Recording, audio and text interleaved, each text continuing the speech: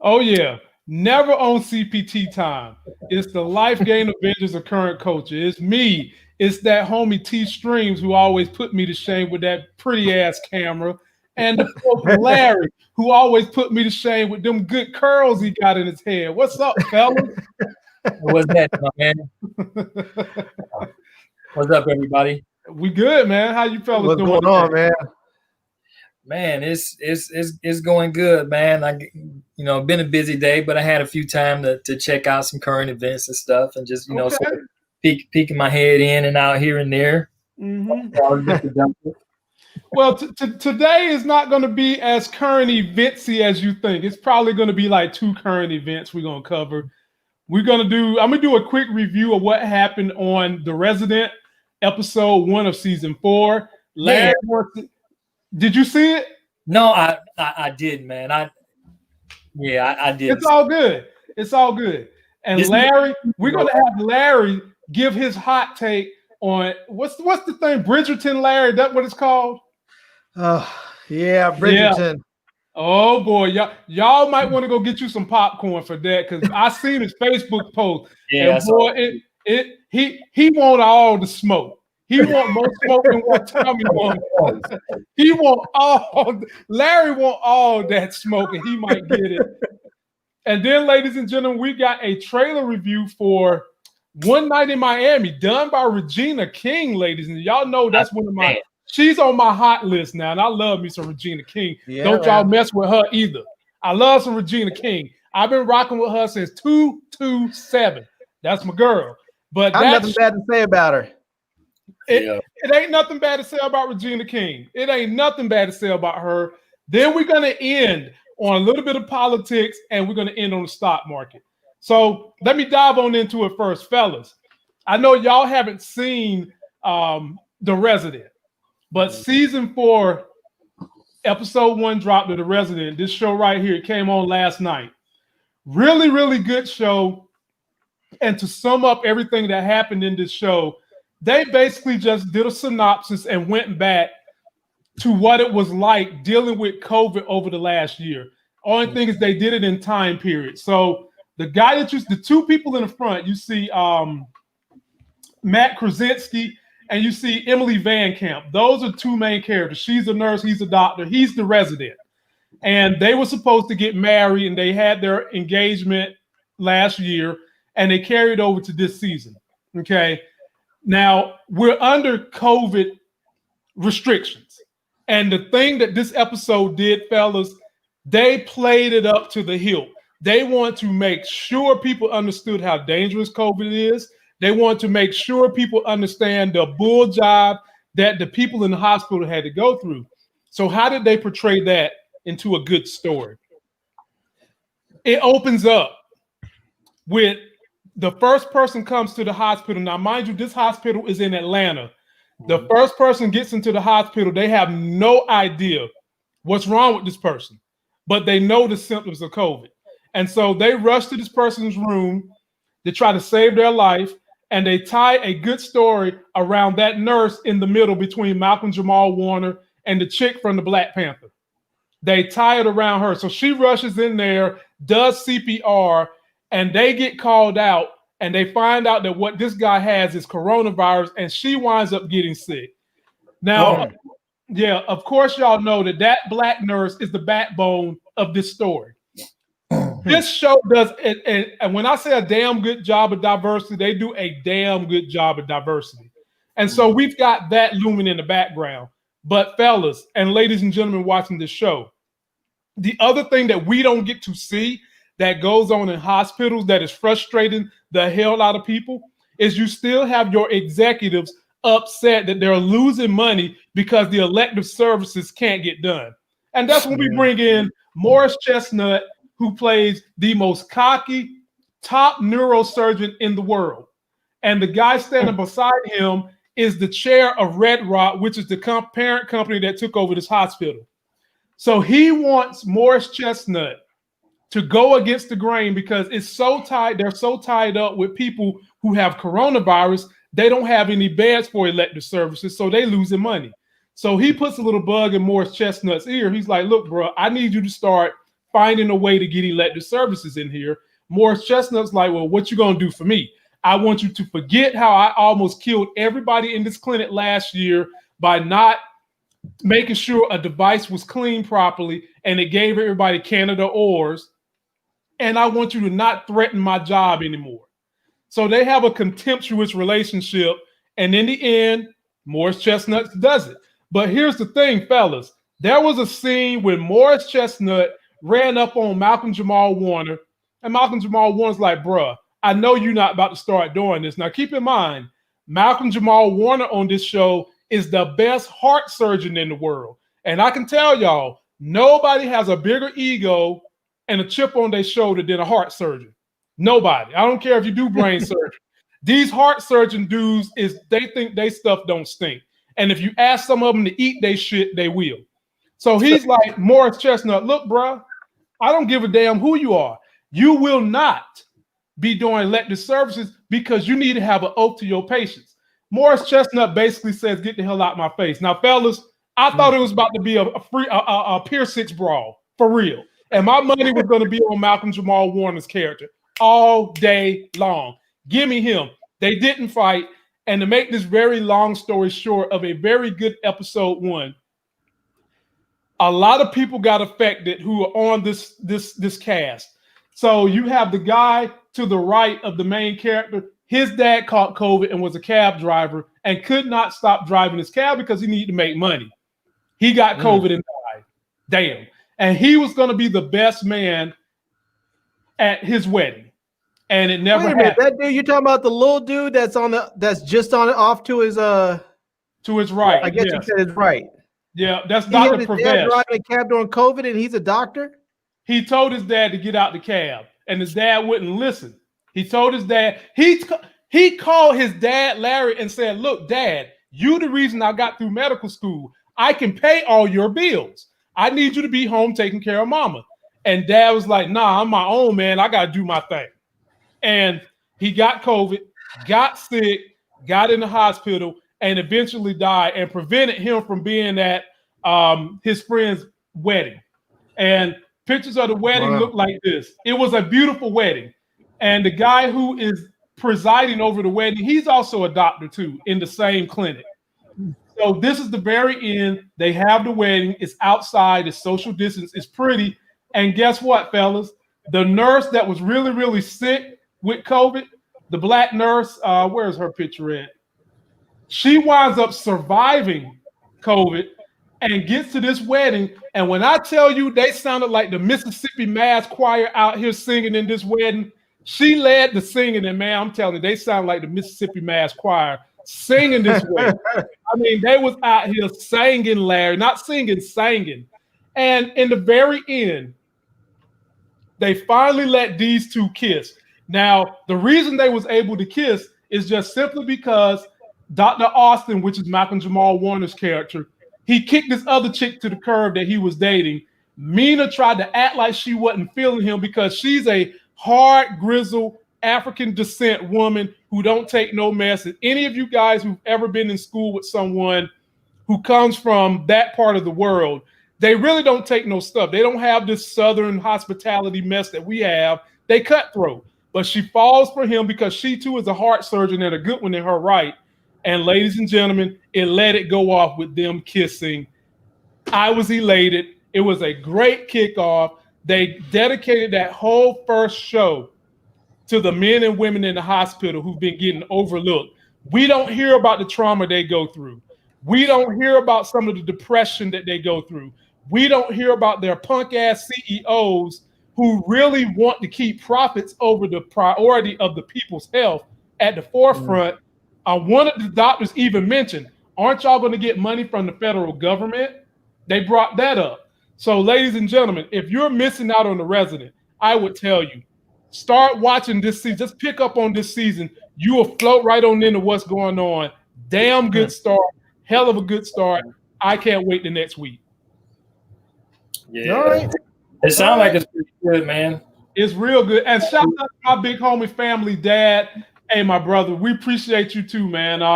We're going to keep this thing going as much as we possibly can. And next on the agenda, get your popcorn ready. I think T.O. said it best. Larry, tell us all about Bridgerton. Give us your hot take on this show. And that's a hot thing right there. Give us your hot take. Oh, gosh. So, so basically, this show, and I'm going to spoil it for y'all because I don't really care if you guys watch it or not. So, hey. That's just what it is. It is basically a show. It is basically a show about a young woman from an aristocratic family who is out on the marriage market. Every year they have a season where they have a marriage market. She's out on her first marriage market, and she ends up falling in love with an unavailable duke. This duke is a black dude that guy right there, he's a duke. He's a Duke of Hastings. He has absolutely no intentions on getting married ever. He is what they call a rake. And so she basically manipulates herself into his life and into getting married with him. And then she rapes him. And it's just, it's to me, when I saw this, they present this as it's some sort of romantic story, some romantic love story, and then she rapes the dude. Can I ask a question? Go ahead, man. How did she rape him? Did she slip him a Mickey? Did she tie him up? How did she physically rape him? No, so what she did was he does not want to have kids, right? Okay. He made a vow to his father on his father's deathbed that his line would die with him. His father pretty much treated him horribly because when he was younger, he had a stuttering problem. And so his father said he was an imbecile and an idiot. And he was so afraid that the royal family would take back their dukedom and all their stuff if their family wasn't perfect. So he said, I can't have an imbecile son. And so he sent his son away. And he was terrible to his son. His son used to write him letters and tell him, look, I'm being educated and I've gotten over my stuttering. And his father just never answered his letters and shunned him away. So when he finally became the Duke of, when his father's on his deathbed and he's about to become the new Duke of Hastings, he tells his father on his deathbed, I'm never going to have kids. Your name and our line is going to die with me. So he gets manipulated into marrying this young woman, the new Duke of Hastings. And the woman wants to have kids. He doesn't want to have kids. She doesn't understand sex and how it works. So for him, every time they would have sex, he would just pull out and move off of her. And that way he didn't get her pregnant. Well, she goes and talks to one of her friends, not a friend so much, her former lady maid or lady, whatever they would call ladies in waiting, I guess. She had a handmaiden. Yeah, a handmaiden. So she went and talked to her and asked her, how does this work? My mother didn't tell me anything. How does it work? And so the woman sits her down and explains everything to her. And once she realizes how it works, now she's upset. Now she's angry because she realizes what her husband has been doing, that he has been intentionally trying not to get her pregnant. And so she plots and plans to seduce him. And once she does, they're having sex, and once he gets close to where he's ready to orgasm, she grabs him and flips him over and jumps on top of him and holds him down until he comes. And he's basically in that moment, he's screaming, he's telling her stop.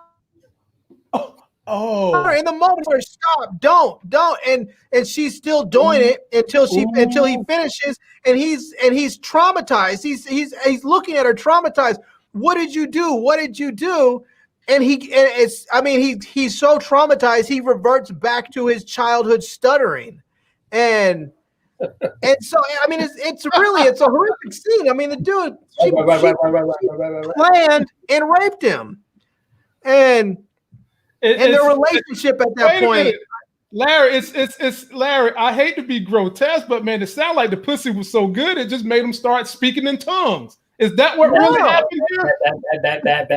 No, she just jumped. She flipped him and then held him down, so he couldn't get off. He couldn't get her off of him. Wait, Larry? You mean to tell me that this is a grown man and he couldn't get this woman to our left off of him? Not in that moment, because she was on top of him, trying to hold him down while he was in the process, while he was in the midst of orgasm. And but let's be real. Let's be real. When we talk about rape, right? Rape does not have to be just the physical overpowering of one person to another. There is rape through coercion. If you tell a woman, if like Mystical, for example, Mystical was convicted of rape because he caught one of his employees, a female, stealing from him and told her, if you have sex with me and all these dudes, that I won't go to the cops. And then she did it, and then she went to the cops and explained and told what happened. They said it was rape by coercion. You don't have to physically overpower someone to do something that is rape. When someone says no, when someone says stop, anything that you continue on after that is sexual assault. Even if they and she didn't stop. And the thing is, and this is the thing that gets me, is that in that, when you see how he was traumatized, because after that, he was so traumatized by it, he reverted back to his childhood stuttering. I mean, it wasn't like he just did this and was like, oh, damn, you got me, and just went on about his life. He was horrified by it. And the thing that's so disturbing when I brought this up is that women were just dismissing it, like, oh, she didn't rape him, and this was no big deal. This was just a romance story and blah, blah, blah. And I was like, so are you telling me that if a guy was on top of you and he was about to come and you were like, no, get off me, I don't want you to come to me, I don't want to get pregnant, you're trying to push him off, and the dude just holds you down, like, I'm about to get my nut on, and comes inside of you, that you're not going to feel raped afterwards? I mean, that is lunacy. Just because it happened to a man does not make it any less rape. Okay, I'm with you. And the thing that it's vulgar and just really just disgusting about it is to take that and then romanticize it. That's just horrible. I mean, I understand if you show rape in on TV, in movies, and you show the ugliness of it, the brutality of it, the twisted manipulations that people deal with, the trauma they suffer afterwards. But to try and romanticize it, that is disgusting, man. That is just disgusting, and it sends a horrible message out there. And I don't think people understand truly how much messaging is in these movies and TV shows. I understand Bridgerton is make-believe, but the message is not. The message is real, and people take those messages and they take them and they move them out into the real world. Okay, now that you've given such, this is more than a hot take. This was a blazing take. I need to ask you the thespian questions. Let me ask you the thespian questions. Now, I want you to put aside the way you feel about the rape scene. Was the rest of the movie? Did it have any redeeming qualities? Was it entertaining? Did you like the acting? Did you like the cinematography? Did you like the costumes? Give me some dialect about what else was going on in this. Is it a series or a movie? It's a series. In the series, okay. Yeah. What time period is this at? You said 1800s? Yeah, it's like it's like the Victoria era, I think. Yeah, sometime when they wore your drapes that you got on your windows for clothes. Yeah, it was during that era. Yeah. So, it's entertaining. I'm not going to try and take away the fact that it's entertaining. It is. It's a Shonda Rhimes production from Shondaland. You would expect nothing more than high production values. You know, the stories flow. It's an entertaining production. But guess what else was entertaining? To watch the insurrection live at the Capitol. That's entertaining as well, but it doesn't make it good. You can be entertained by bad stuff. The gladiators that fought entertained people while they were killing each other. Entertainment does not make something good. It just makes it entertaining. They have a whole saying when they say, I couldn't take my eyes off it. It was a train wreck. That's because train wrecks are entertaining. You can't take your eyes off of it, but it doesn't make it good. It doesn't make it right. I got another question then. So I've heard a lot of people. I haven't seen it. In all fairness, I'm just asking through the lens of Larry. However crazy those lenses might be, I'm asking anyway. Larry, people have said that this thing is kind of like soft porn. Is that another reason why you feel like it's kind of a train wreck people can't take their eyes off of, or is that grotesque too? No, there is a fair amount of sex. It's mostly in the second half of the season because it's, it doesn't happen really until they get married. And so it's in the second half of the season where you start to see more of the sex scenes that they have. And even then, don't get me wrong, when it starts off where they're having sex and it seems like they're having very loving and passionate romantic sex, but this is after you've set aside all of the deceptions and the manipulations. I mean, you have to understand, they got married because this woman intentionally compromised her virtue with this man so that he would be forced to marry her. Because she wanted to marry him. He did not want to get married. And he knew the Duke's best friend is her older brother. So she knew already that the Duke was going to be inclined not to want to leave her out there with her virtue compromised, because then she would potentially never find a husband. And if she did find a husband, it would be some terrible individual. But not only would she not find a husband because she would be tainted, her younger sisters, for which she had two younger sisters, would likely not find husbands either, or not find good husbands. And so their fortunes for her and for the women were very much dependent upon her finding a good husband. And is this not the story of what a lot of women have done historically? I would imagine there's some of that. Yeah. I mean, I would imagine there's some of that, a lot of husband trapping going on, Yeah. But here's the thing, this man, and anybody who tries to make this out as being some romantic tale and not a tale of deception and manipulation, this man so much not wanted to marry this girl, he chose to take a duel with her older brother. He so much said, no, I won't marry her, that her older brother said, I have to then duel you. So that I have to challenge you to a duel so that I can reclaim my sister's honor.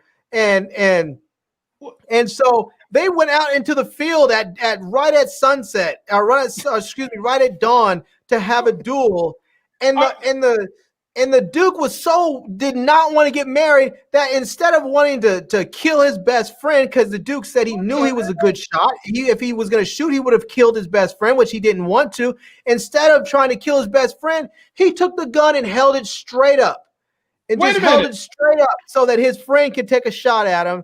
And not only did this man not want to get married, he was willing to die to not get married. He was that serious about keeping his vow. And Larry, this woman, wait a minute, Larry, you're going too fast, man. Slow down in that Ferrari. When you said duel, I'm thinking they pulling out swords, they pulling off gloves, slapping each other in the face. But you mean they went and did an old out west duel where they put backs against each other? I'm gonna go 10 paces, turn around, we're gonna shoot at each other. Yeah, that's how they would do duels once guns were introduced. Like with Hamilton. If you've seen Hamilton, how they talk about doing the duels where they would, turn their backs, they'd walk 10 spaces, then they would turn around and they would shoot. And so they walked 10 paces, they turned around, and the Duke put his gun straight into the air because he was not going to fire and shoot his best friend. And his best friend decided he was going to shoot. Except the craziness is when he went to go shoot, the sister came rushing out, and actually she was out on a horse and came rushing out to the dueling field on her horse and plows her horse right in between the two of them, right as her brother shot. And in that moment they thought everyone thought that the brother accidentally shot the sister when he didn't, because apparently the brother's a terrible shot. So he shot and the bullet just went off wherever, to left or right, wherever.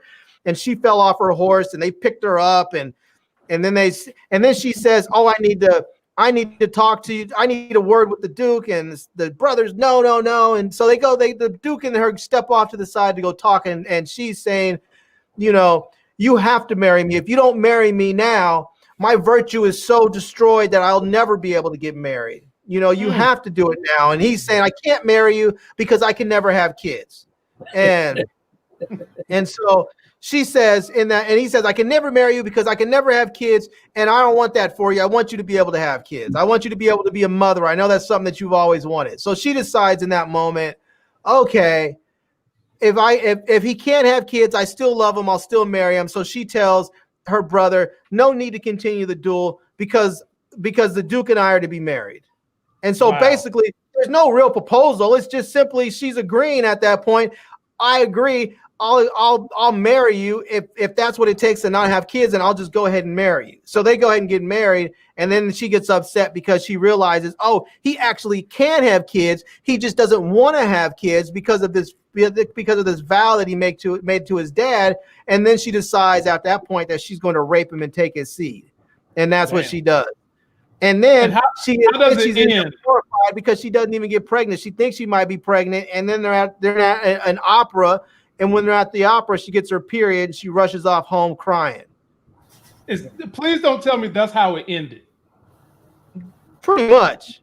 I mean, there was another episode with some BS where they then went ahead and tried to make them seem like they had this romantic reconciliation where they're dancing in the rain. And I'm like, come on, man. How many people can go up there and dance in the rain with their rapists after they've been raped? That's why I say I hate the whole romanticizing of rape. This idea that you can rape and then the man's gonna fall in love with his rapist. Oh, come on, man. So this is the beginning of the third trip. That's one of those things I used to hate when I don't watch old movies. I hate those old black and white movies because one of the things I would hate to see in there is the abuse that they had towards women. And anybody who's raised that had a mom that was single, that worked and went to school and everything else, you don't want to see women abused. You understand how strong women are and can be. You don't want to see them abused. But those old movies, what did we always see? When a woman would get mad or a woman would get upset, the man would say, stop, you're acting hysterical. And they would smack the shit out of them to calm them down. Stop, you're being hysterical. And they would smack the shit. I'm like, that is not okay. That is simply not okay. It's not okay. So Larry, so that we can get on with the show. Golly. I don't think I ever want to even hear the name Bridgerton again. But Larry, on a scale of 1 to 10, rate this series, please. And I can officially tell you, I will not be watching because of your review. It didn't intrigue me. I don't need to see scandalous sex and somebody getting. That doesn't do nothing for me. So rate the show. What would you give it? I'm gonna give it a 5, and I'm only giving it a 5 because it does have very high production values. It looks good. The costumes are beautiful in there. The scenery is beautiful. You know, there are a couple of characters in there that do have some redeeming value, a little bit, you know, but in large part, I hate the portrayals that they do of. I just hate the portrayals they do of the people, especially both the men and the women. I don't like it. It's a misrepresentation of love, and I think it's like I wrote earlier today when someone, when I put on my review, I said love is not about deception and manipulation and sexual assault. It's about sharing and caring and being there with the person that you love. It has nothing to do with sexual assault and manipulation and all that. I was like, it's about understanding the person that you're with and sharing your life with them and caring about them and for them. And the way they portray love is that it's some sort of tactical warfare, Well, so many people have used the power of panty draws and the power of the penis to be tactical warfare. But like Larry said, that's not love. It's not love. Yeah, but see, it's different now. I think now when you have women, and not to say that they don't manipulate still, and men don't as well, but I feel like now oftentimes when people have sex, they're using it as an expression of love. Whereas back then, if you were thought to be compromised and you were from a family that was of means and a family of stature, to be compromised would not just to disgrace you, it did disgrace your whole family, you know? And this particular woman was blessed by the queen to be the incomparable, as they call it. She was the incomparable of the season, you know? And I mean, don't get me wrong, it's not like the show wasn't entertaining. It was entertaining. But I mean, I'm entertained by a lot of stuff. We all are. We are entertained when you see high-speed chases on the news, you know? Everybody watches those high-speed chases on the news hoping they're going to see a car crash, you know? I mean, well, fellas, we're going to move on beyond that point. Check out Bridgerton if you haven't. I'm not. Or don't. So now here's something that I think we all going to see. Produced, written by my homegirl, Regina King from 227. One Night in Miami with some of our black male heroes. Take a look at this, man. So let me tell you something. That is an array of some of the greatest up and coming black talent we got. You got your boy that does the Hamilton play, being Sam Cooke, and I wonder if Regina King is going to do Sam Cooke any justice, because for those of you who don't know how my man died. Allegedly, he tried to rape a woman at a hotel, and she got away with shooting him 3 times when all the witnesses said that's not what even happened. So I wonder how she's going to deal with that. You've got Malcolm X, and there hasn't been a movie or a TV show that Malcolm X plays in that I haven't enjoyed that portrayal of him. So watch out for The Godfather of Harlem coming back in March. He's in this. Then you got Muhammad Ali. Jim Brown being played by Aldous Hodge. They didn't even have to make this trailer that long. And I'm there. Fellas, and I give it to you first, T Streams. How do you feel about that? That looks good as hell. January 15th. Yeah, I started catching wind of it a few days back when they started really pushing it. They really started pushing it on Amazon, Amazon Prime and stuff. And so you get to see it. And I think that I'm in for it. I think it looks and appears to be Academy worthy. Yep. I definitely think that I got some faith in it. I'm going to watch it. I believe it's going to be something that I'll definitely enjoy to see how they take those stories and put them together and things like that. I'm trying to think if I've seen anything by Regina King that actually movie wise, and I can't really say right off the top of my head that I have. But The Watchmen. But she played in that. Yeah. Okay. Yeah. Yeah. No, I'm talking about things that she's behind as far as directing. Gotcha. Yeah. So it sounds like it's going to be a real interesting story, man. I'm in for it. It seems relaxing. Be able to watch it, get a little history. I'm interested in it for sure. I'm definitely going to watch it and support it. Larry, what you think, brother? Yeah, man, I'm in it. I'm all there day one. It looks like it's going to be a lot of fun. Yeah, man. I'm like you, man. I don't think I've seen a movie with Malcolm X in it that I haven't enjoyed. So, right, exactly. But like I said, I'm interested in their portrayal of Sam Cooke because the brother died at 33, shot by the chick that ran the hotel because she was trying to intimate that he tried to rape her. Now it's funny how this is coming out while what's going on in the nation is going on right now, and we'll get to that impeachment thing in a minute. But can you imagine if we're seeing, and it's on live TV on Front Street, the complete discord between the way black people get treated and viewed and the way white people get treated and viewed I wonder how much of that is Regina King going to focus on in this one night in Miami, because you guys got to remember, even though these brothers was good in their respective entertainment genres, these guys was Black Power. Yeah, No doubt. right. No doubt. Yeah.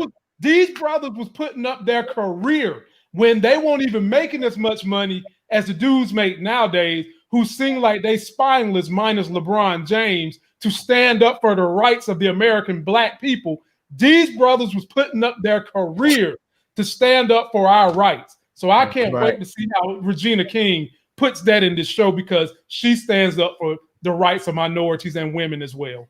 Yeah, I think that's probably going to be one of the underlying themes of the movie, seeing how they dealt with that persecution, that oppression, each of them in their own rights. And I'm eager to see how she meshes their stories, together like that. But yeah, I think that's the direction that they're probably going to go in, and it's prime time. It's prime time for a film like that. It's a little bit relaxing, but at the same time, I wouldn't expect it to be void of any top-notch action, because, like you said, though all those guys was a part of, they was a part of that. They had very strong personalities, and they had a lot of oppression against them. So I'm really eager to see how that plays out. Okay. I think it's going to be a really good story, and I'd be surprised if they overlook that that story or that effort for something top notch when it comes to the Academy time. Man, we're gonna be busy as hell Friday, WandaVision Friday, and this on Friday. I might have to link up with one of y'all and do like a special Saturday review or something, man. I might have to do something with y'all, because it ain't enough time in the day to do all this stuff by myself. So I had to link up and do something. You fellas, we know how to inbox each other, so we're gonna move on. But we all in for it. We think it's gonna be good. Fellas, which one you want first? Do you want the life gains and how to make the money, or do you want the life gains and the policies that go into you making money and having your way of life?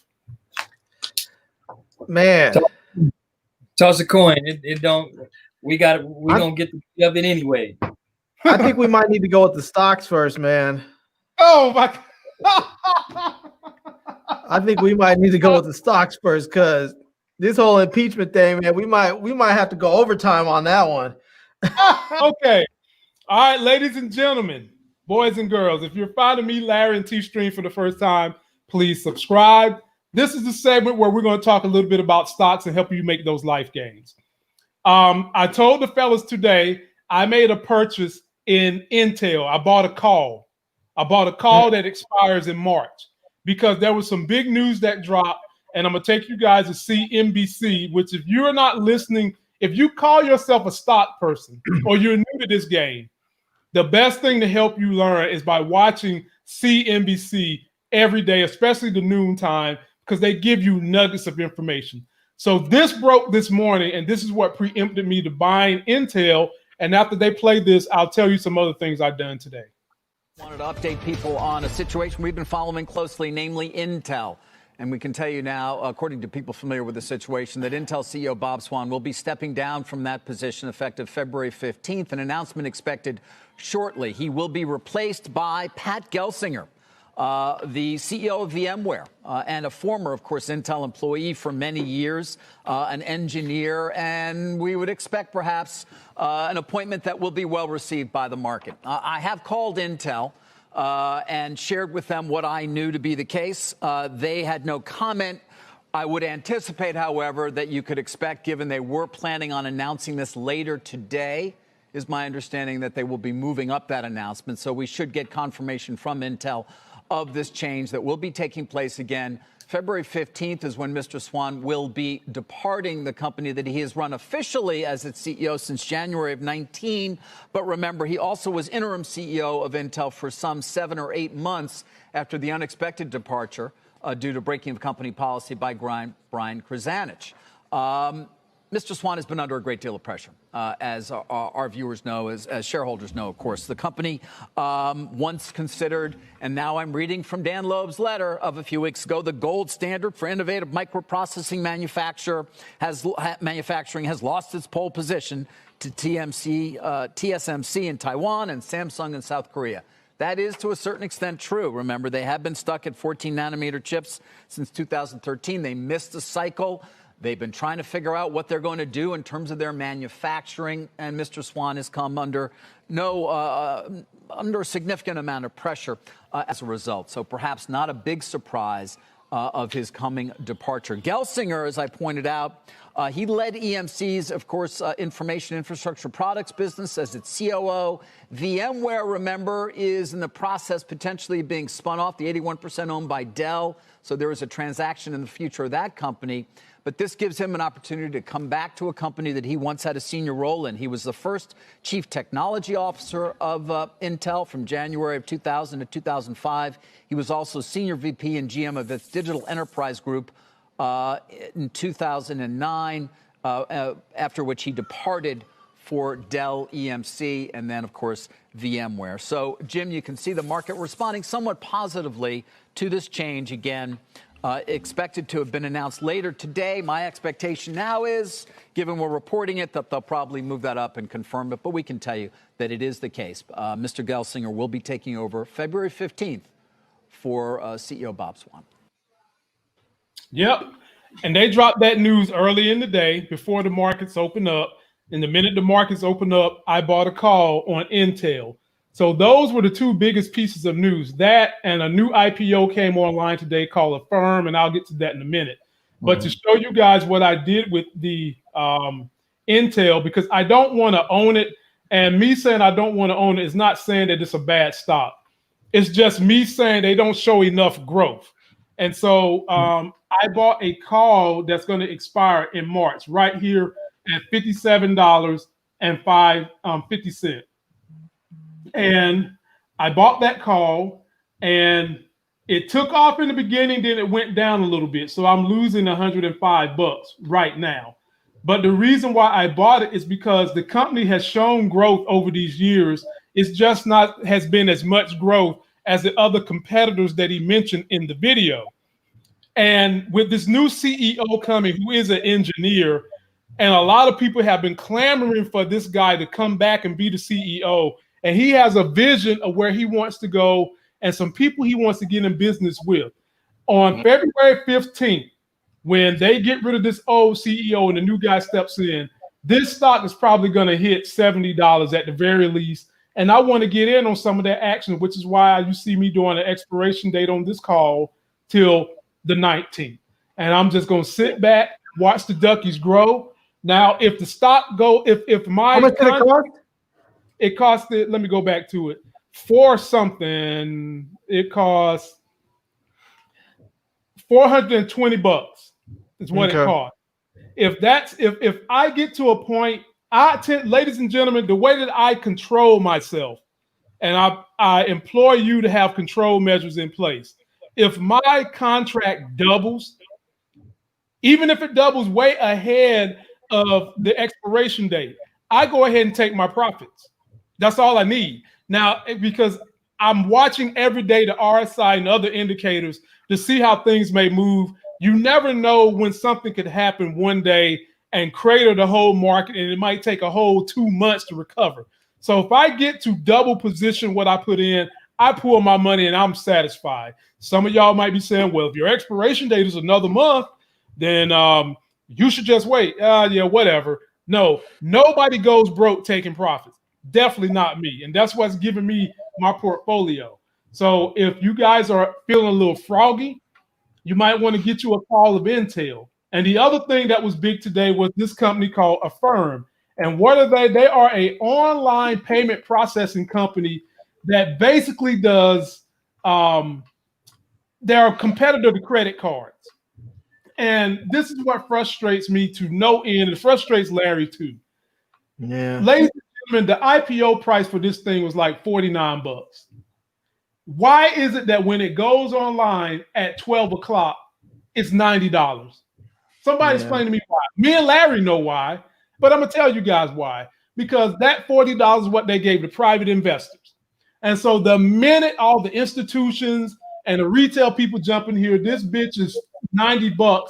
And them people that gave the private equity got the private equity price, they already done doubled their money.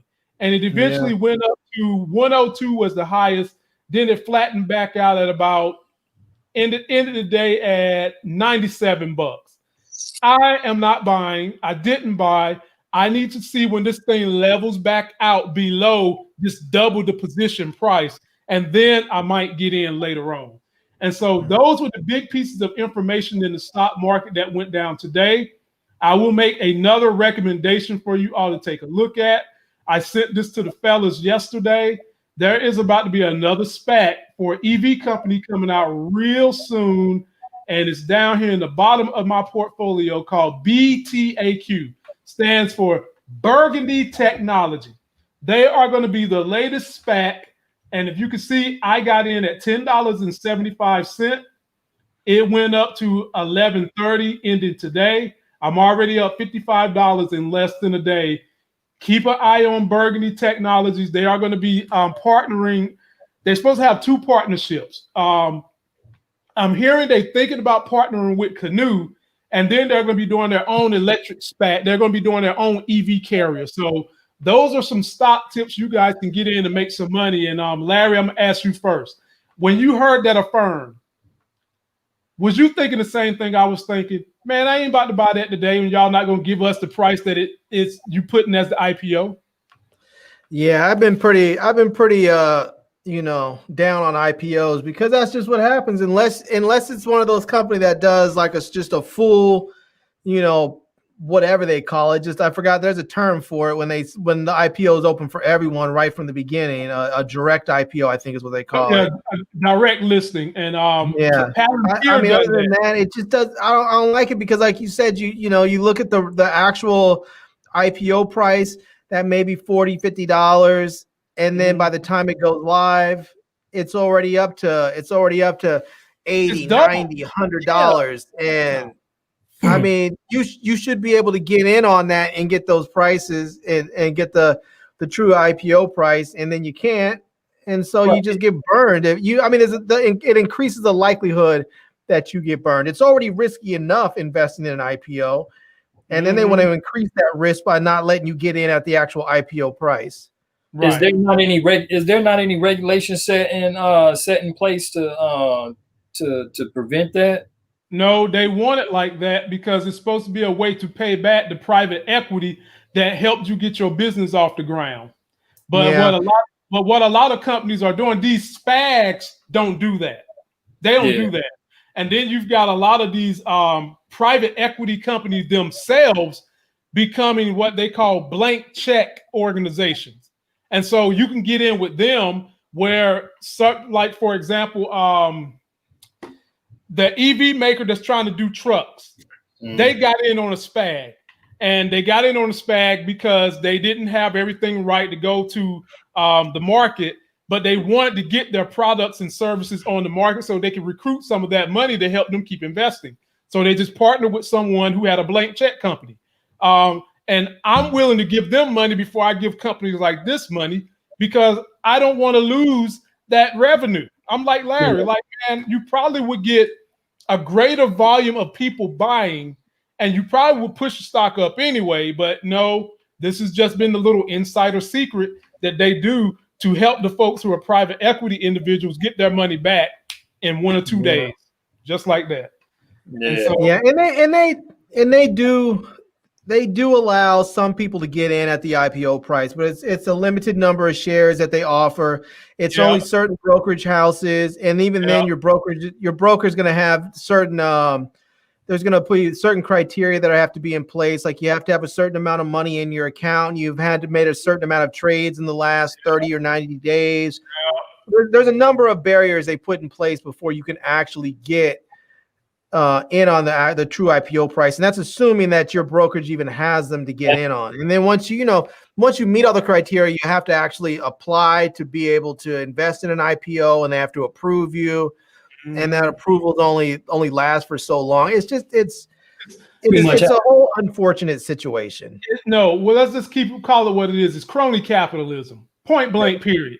That's what it is. Because individuals like us could get in on a company like this. We could take the money we got if we really believe in someone enough, and we could do exactly what they just did. Imagine if you guys could have bought 1,000 shares of this company for $50, and then today it ended at 97.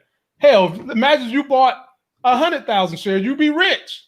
And that's what people do. And they don't want you. They tell you that we want you to be in capitalism. It's the greatest system on the planet. Yeah, if you don't figure out a way to make it crony, it's good for you then. But for everybody who's trying to bootstrap it and all that shit Republicans used to say, making you think that you wasn't working that hard, and we now know that their asses was lying, this is one of those parts that makes you frustrated. And having said that, fellas, we're going to move on to the politics. And yes, ladies and gentlemen. There was a stock I wanted you to check out. Oh, yeah, we can do it after.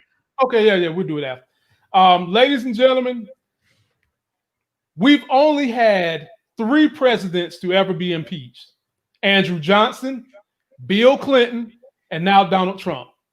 One of those presidents has 2 impeachments on his resume. One of them has 2 impeachments on his resume. And if Mitch McConnell wasn't such a spineless worm, he would get convicted. But ladies and gentlemen, let me let you guys take a look at what was going on in D.C. today, and then we will give you our greatest takes on what's going on and how some of these people who are going against this impeachment probably should be thrown in jail themselves, because we know exactly what they're saying. Take a look at this. So overnight, the House calling on Vice President Mike Pence to strip President Trump of his power. But the Vice President had already informed the House that he would not invoke the 25th Amendment. Let's get to Eamon Javers. He's got the latest from Washington. Eamon, good morning. Yeah, good morning, Becky. You mentioned the political landscape, and it is shifting quickly, starting with that announcement by Liz Cheney last night that she will vote to impeach. She is a member of the House Republican leadership. She's widely respected, and of course, she's the daughter of the former Vice President Dick Cheney. Here's the statement that she put out last night, which really changed the debate in the House of Representatives. She said, "There has never been a greater betrayal by a president of the United States of his office and his oath to the Constitution. I will vote to impeach the president." That came within a short time of a New York Times report that changed the debate in the Senate. They're reporting that Senator Mitch McConnell, the Republican leader, is pleased that Democrats are moving to impeach President Trump, believing that it will make it easier to purge Trump from the party. So that is a game changer in the Senate after Liz Cheney's game changer in the House. Meanwhile, as you mentioned, Mike Pence, the vice president, rejecting that call from the House last night. The House passed a resolution requesting Pence to move forward with the 25th Amendment and remove Trump from office today. Pence says he's not going to do that. Here's his letter to the Speaker of the House. He says, "Under our Constitution, the 25th Amendment is not a means of punishment or usurpation. Invoking the 25th Amendment in such a manner would set a terrible precedent." So that all sets the stage for today. We expect that they'll begin at about 9 a.m. in the House. Vote on impeachment. Well, One article on incitement of insurrection by late afternoon today. We expect that will pass, and the president today will become the first person in U.S. history to be impeached twice. Becky, back over to you. Eamon, the real serious question is what happens in the Senate. To this point, Mitch McConnell has said that he couldn't call the Senate back early, that he would have to wait until the 19th, which is the day before the inauguration next week. The Senate has to hold that trial where the president would be allowed to defend himself. This gets a little complicated. Are they changing the idea of that now? I thought it was all 100 senators would have to sign off to come back early. Yeah, well, that is the case. And McConnell did say that. And so there's the prospect of an impeachment after Biden is sworn in. And the goal of that kind of an impeachment of Trump would be to simply prevent him from being able to run for office again. They can do that if they vote to convict and remove and vote to block him from future federal office. So that's one scenario. Another scenario floated by Democratic leader Chuck Schumer is that he and McConnell could get together and using rare emergency powers in the Senate could move together an impeachment to the floor of the Senate before the inauguration. Clear that McConnell is there yet, would sign on to such a thing. It's not clear the depth of support inside the Republican conference in the Senate for conviction and removal of the President of the United States before the end of his term in just a couple of days now. So we're going to have to watch this. But this is a moving target. The politics are very fluid. And I think with McConnell coming out last night and signaling that he's for impeachment, that changes the game in the Senate. Okay, yeah. Bunch of hogwash. Ladies and gentlemen, let me break this down for you. And I'm going to break this down for you by starting with dumbass people that think they know politics. Me and Larry and T-Streams get up here almost a whole year telling you that people talk all this talk about politics and don't know nothing. And I'm about to show you, this is a comment taken from this very video I just showed you guys. Look at this. They move swiftly on impeachment, but move like turtles on stimulus. And like, Larry, I can't make this stuff up. And then it's got 34 likes. Okay.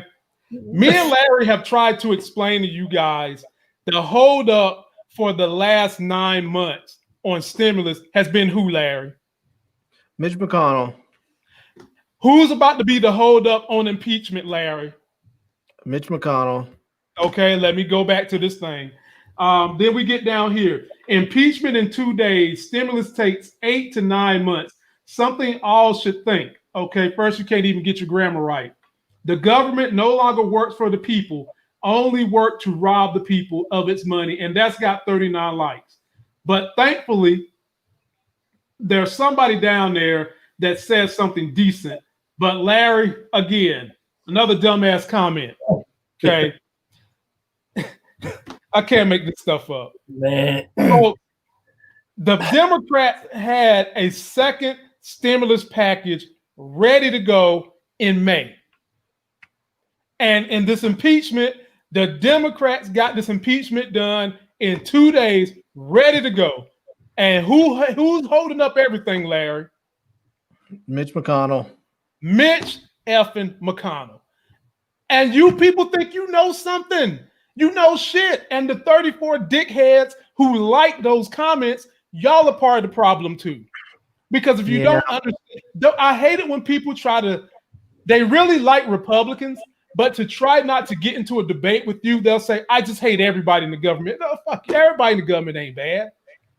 Now, I do agree all of them lie. I do agree all of them don't have our best interests at times. But for the most part, the party who's working for the middle class, minorities, and those who have been oppressed has been Democrats. And there's just no 2-3 ways about it. Somebody had the audacity to click on one of my videos and say, well, name something the Democrats have done to help the country. You can't make this stuff up. Literally, you cannot make this stuff. Stimulus package. Affirmative action.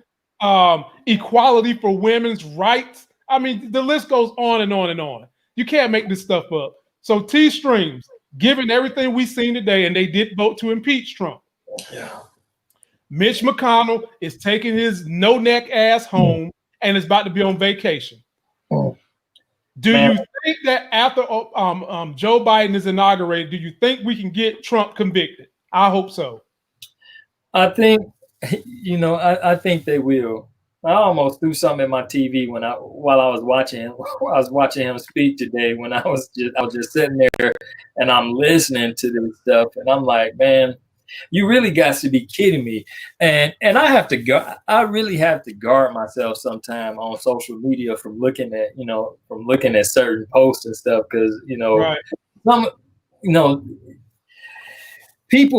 people can be some real assholes throughout social media, because they know you can't touch them. You're so far away, and there's nothing but finger chopping. And I really can't say, or let me put it this way. It really hurts me to say that it's hard to see that people's judgment and cognitive functioning is that cloudy to where they say and do some of the things that they say and do, especially in regards to this. Now, I'm really not just taking shallow sides, you know what I'm saying? Because I've got faults with, with both sides. But this right here is like really is it can't get any plainer. It can't really it really can't get any plainer. And watching this stuff today, man, was really, I don't know, it had me pissed off. Now the one thing that really pisses me off, because they are right now, everybody is crunched and they're fighting against time. Okay. I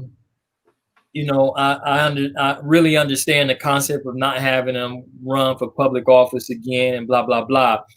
After this, I don't think even if he was able to run, I remember him saying that he had interest to run again in 2024, but I don't think after this that he would even be nowhere close. But then again, I don't know. He got some hitters out there that's keen on seeing him be there, seeing him be their god or whatever. But I do hope there's some closure to this. I wish they would have did it so long ago, because the signs were obviously there.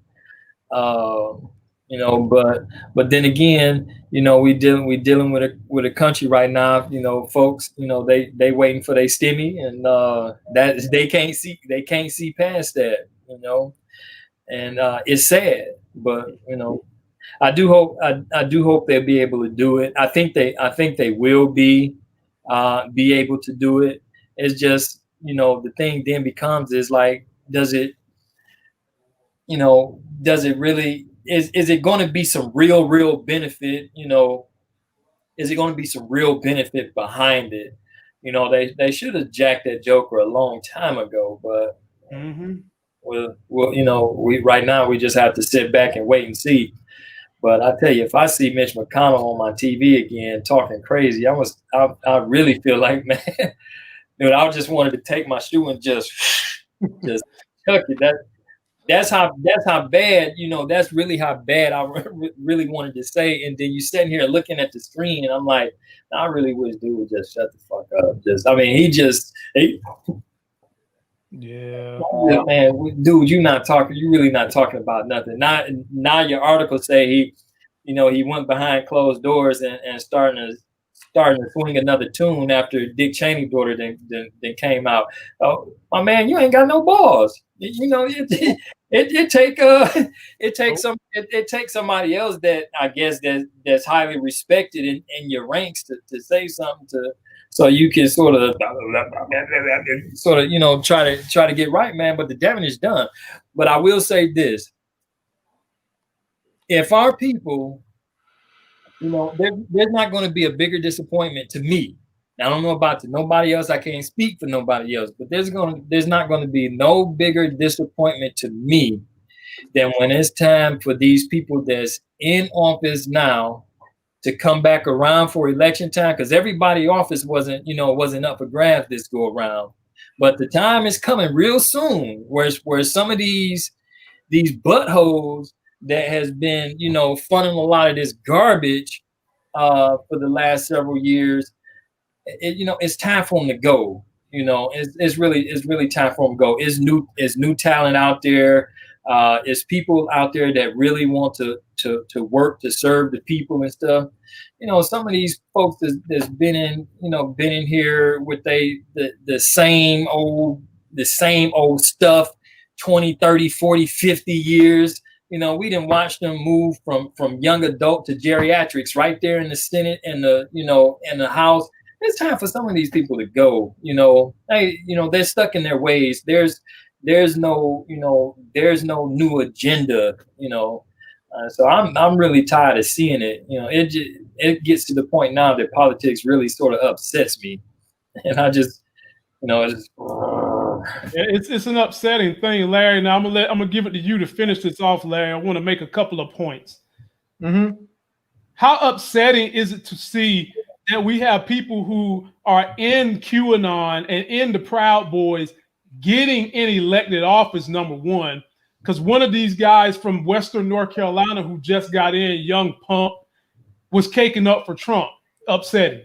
Number two, the fact that people are still trying to defend Trump. The fact that the House did not pass this impeachment with all 435 congressmen is a disgrace. Because what are you really telling people how you feel? I mean, for real, what are you really telling people? And then those damn punk ass senators who still caking up for Trump, complete disgrace. As much as you want to say we need to put this on the will of the people to get them out of office, they have already shown you that they're not going to vote out Mitch McConnell. So if you're a racist living somewhere where you don't have a good competitor, it's kind of tough to get these people out of office. So knowing all those things, Larry, what do you see happening, and what is it going to take for this country to get shook up, stomp out Trumpism, stomp out these fools, and try to get life going in the direction we want it to go? And we got to get people clean up the police force. We've got so many Trump infiltrators in the police force. It makes it hard to understand and believe who's really doing the work that needs to be done in the police force. Yeah, I mean, I think Mitch McConnell, when he was the other day, when he was talking about people can vote their conscience, there was indications that he wanted to see Trump impeached. I think he was probably feeling pressure from all sides, including his home life, since his wife was I believe she was Secretary of Transportation, and she resigned in protest. So he was probably feeling pressure from all sides. And then he took a couple of days to think about it and said, you know what? He's going to be out of office in a few days. I'm not going to worry about it. If the Democrats want to impeach him after they take control of the Senate, then let them do it. But I think he thought about it and he just said, you know what? If Trump is impeached and I allow the trial to go ahead and he's actually convicted, then he's going to probably splinter the Republican Party and by starting his own party and pulling 15-20% of his base over there with him. And now you have a divided conservative a part of the country, and the Democrats will still have their unified 51%. So you'll end up where you don't have any real conservative leadership or any conservative legislators in a sense after they start getting voted out, because you'll end up where the Republicans won't have enough to win. They'll win some certain districts, but when you have a third of the people voting for Trump's new party, a third of the people voting for the Republicans, and then the other third, which is not really a third, is really when you have 25% voting for Trump's new party and 25% voting for the new Republican or the Republicans and 50% voting for the Democrats. You see the Democrats taking huge wins all across the country, including the White House, most likely. So I think Mitch McConnell was just making a calculated decision to say, I'm going to try and appease Trump so that he doesn't split the party. The problem is that Trump is either going to run again and he's going to have to deal with all this again, or Trump is going to end up just being a kingmaker and he's going to decide who's going to run for what offices, and he's going to start primarying people and choosing who gets to be the leadership of the Republican Party. And I think in large part, I think Mitch McConnell just doesn't really care anymore. I think honestly, he doesn't care about the country in a lot of ways, and he simply doesn't care anymore. He knows that in a week's time, he's no longer going to be the Senate Majority Leader. He's going to be just another senator. He may be the minority leader, but that's it. And so he knows he's not going to have his position anymore. And he's just won a new term, so he has 6 more years. He's 78 years old, so he knows that in another 6 years he's going to be 84 years old. He's likely not going to run again. This is likely his last term in the Senate because of his age. If he lives for the next 6 years, he likely won't run again. So I think honestly, he just doesn't care. He just simply doesn't care. He's just like, if the Democrats want to impeach him, let them impeach him.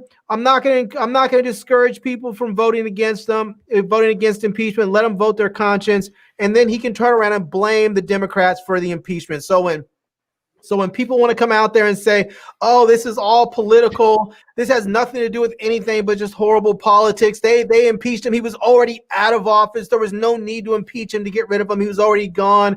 They can say all that stuff, and Mitch McConnell can just say, yep, that's right. That's right. It's all the Democrats' fault. It's all the Democrats' fault. He can let that be, and he doesn't have to take any responsibility for anything that has gone on in his mind. And but ultimately, I think it just comes down for him. He just doesn't care anymore. I think he just simply doesn't care because he's gone in a week as the majority leader. And so his power is basically going to be what it is for any other senator. His power is going to be like what it is for Chuck Schumer. Not much. Mm-hmm. You may get to control what committees people in your party get to sit on, but that's kind of it. And you know what? You don't have any control over the rules. You don't have any control over the calendar. And this is what he deserves. This is what he gets.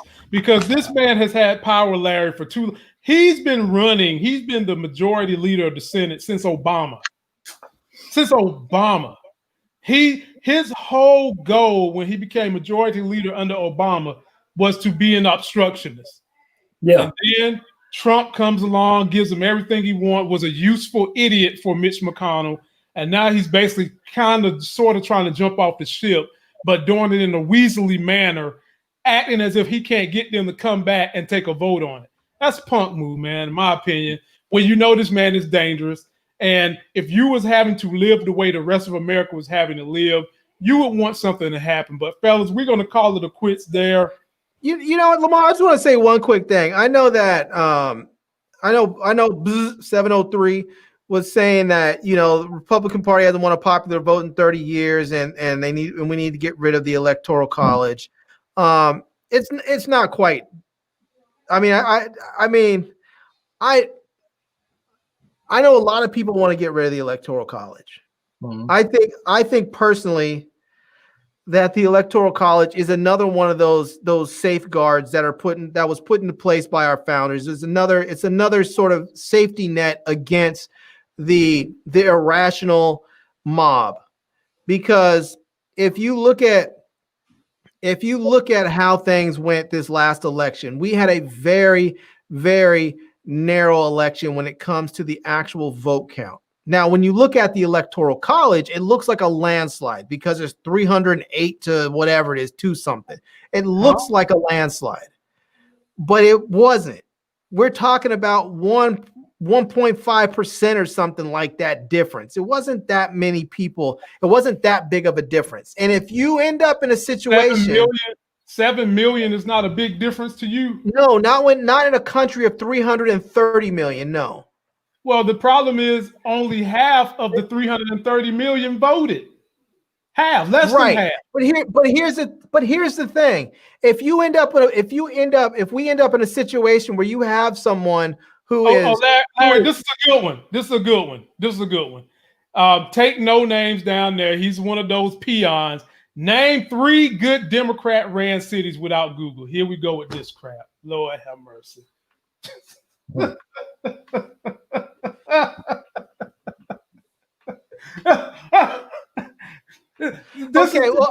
Before I move back onto my point to finish up, let me just say to no names. How about this?